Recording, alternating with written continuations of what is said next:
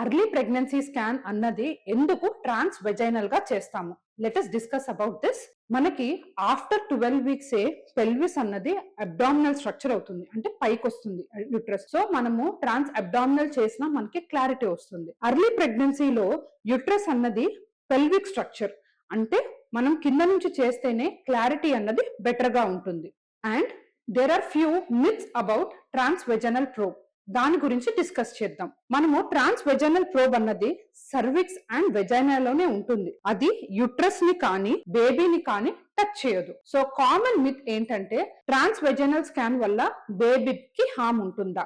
No, because అసలు మన transvaginal scan బేబీని టచ్ కూడా చేయదు. The probe will be in the vagina only.